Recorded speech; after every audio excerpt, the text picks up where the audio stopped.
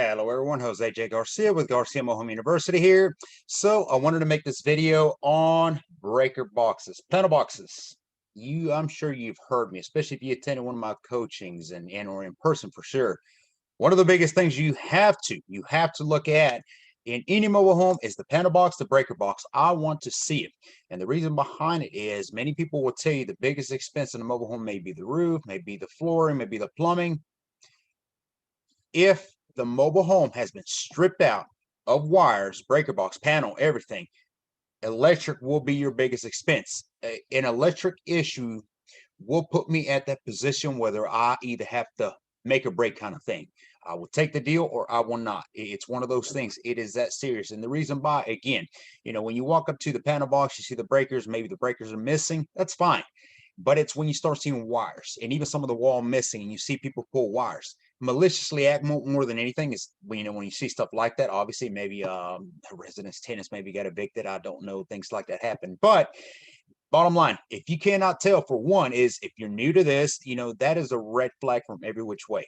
I would highly suggest that one, you don't invest in it if you're not sure. Two, you should have a contractor handyman with you, somebody that knows what they're looking at. I myself have looked at the hundreds of these, and I'll still take a contractor from time to time if I don't know exactly how much wire. I want them to maybe even look under the home. But we'll see and try to figure out how much wiring it may be missing. Because again, you will see a lot of this many times where it's just a maliciously act. But the reality is it's an expense that can make or break a deal. So you have to know. I want to share my screen here with you and kind of show you what I'm talking about. And one more thing also is when you're hiring a contractor handyman, and I mean, they show you pictures because as many things that I do when I'm pre-screening, when I'm interviewing some of these handymen and contractors, they show me some of these pictures of some of these jobs you're claiming to do. You're not. It's not a lack of trust. It's just something that I like to verify. I will be calling all those references absolutely and pictures. I want to see them. Show me some of this work: flooring, ceiling, painting, anything you've done. I want to see. But along with that, I want to ask them, how much do you know about electric? If we had to rewire X amount of the property, is this something that you're licensed to do, certified to do? Is this somebody in your team maybe? Because a lot of contractors, not a one-man team kind of thing, and it should not be. I know the crews typically we get are 2, 3 guys, sometimes even up to 5. It just depends. But it should never be one guy who knows how to do all the above. Not to say that they're not out there, but one of those things. I'll leave that one alone. Okay, so panel box, and here it goes. If your contractor tells you that, yeah, I've done some panel work, the previous home that I was actually rehabbing or helping rehab, I actually went ahead and swapped the whole panel box out of there. I decided to go get a brand new one and put it on. My immediate question to this one here on the left side would be, why did you get a warehouse, a commercial? I mean, look at how many spaces there are. Now, this may actually go in a stick-built home, but not in a mobile home, because a mobile home has no more than about 10 breakers. It's a small home. Mobile homes, especially a single wide, for instance. Double wides may have a few more, not that many more. So my question would be, why did you get this massive box to begin with? And I always find it humorous when I walk into these mobile homes and see these massive boxes on there with 2 or 3 breakers in it and a few missing. It's just crazy. But this will work, but it's an expense you do not need. On average, a panel box like this, I mean, I'm just talking about the casing itself. If you're talking about $200-300, it depends on your home improvement store you go to. Breakers, 10 to 20, $25. It just depends on the size of the voltage. Of course, you have the bigger ones that are, oh no, I moved it. That's another picture of a contractor.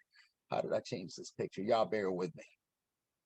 Okay, I'm trying to get back to it. But my point on here, what I was trying to make was more so, bear with me, guys. How did I lose that? Okay.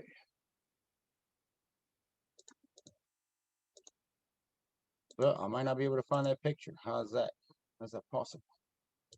Here we go. I'll find it.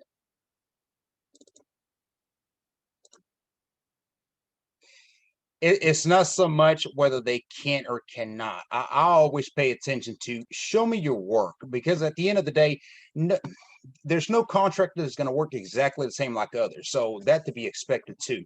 One thing that I used to notice with investors was so much more they would get used to a certain way that a contractor would operate, and they kind of want that from the next one and the next one.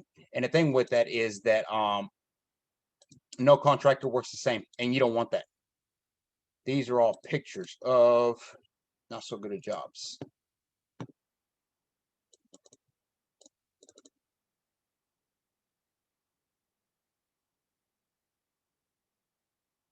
How did I lose that picture?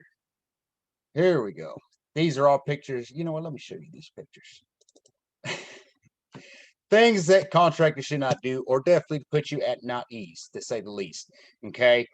You know, it's called common sense, and this is not what this video is. But I lost that picture. I'm gonna get it back here in a second, so might as well. Okay. Certain things that I see and I say, no, absolutely not. You should neither. Okay. You got to think about safety first. It doesn't matter who it is. I would not be in this situation like this. This is crazy. Then you got current jobs, and this is why you ask for pictures. Everybody's a handyman. Everybody can do the work. I get it, but it's not the case. Okay, certain things, and I mean the obvious are stated there. So back to the picture. Okay, now looking to the right side. I know it's loading. Okay, this is more of a size of what I want to see the breaker boxes, and it's really the original that came with. I know they make some even a little bit smaller, and it doesn't matter as long as all the breakers fit. That's the biggest thing. But see, so here's a good example of something that looks worse than it is. Remember, make or break. This is not a break, and the reason behind that is even though the breakers are gone and you're thinking, oh, this is horrible, I'm not an electrician, I don't know what I'm looking at. That is exactly the point. You have to get somebody who does not know what they're looking at. This right here needs nothing more than a structure back and the breakers. That's it. All the wires were on this property, and that's what I want to see. This is an expense. It's a time consumption for the contractor because he, she, or they will have to get in here. Will have to rewire it. Every breaker, they have to figure out where the power goes to because every outlet throughout the mobile home, much like a step belt, obviously goes somewhere. So they have to be able to rewire it accordingly. But this is not a break. This is okay. This, however, can also be a very good negotiation between you and the seller, whether it's a park manager, park owner, or direct seller. Look, you got a issue here that I'm going to have to address. It can definitely help you in benefit of negotiation. So keep that in mind. Also a tip. But yeah, wanted to show you on these the make or break. Like I said, you know, the biggest expense to me is if an entire mobile home had to be rewire, you would be looking at anywhere from a couple to even more thousand just to rewire because not only the work, the labor intensive, but the material. The wiring is not cheap to rewire a mobile home. How many walls are you gonna have to tear? It is easy to yank a lot of this wire through, but to rewire it again, you're having to cut through walls now, maybe replace it with sheetrock. I mean, you know, walls have to come down for wiring to go on accordingly, be done right is what you're looking at. So hope this video helps. If you do not know what you're looking at when it comes to rehab, replacing or changing anything out, you need to have somebody there that does know what they're looking at. Assuming is a recipe for disaster. Okay, you don't want to do that. And if you do want to learn more on what to look on something like this, one thing I want to advertise on this video, depends on when you're watching it, but June 19th, which is next month, again, depends on when you're watching this, I will be holding another shadow event, which means that that's the event that where we take investors out to mobile home parks. We go in and out of mobile homes. We break them down step by step. I show you exactly how I invest in mobile homes and things that I look for.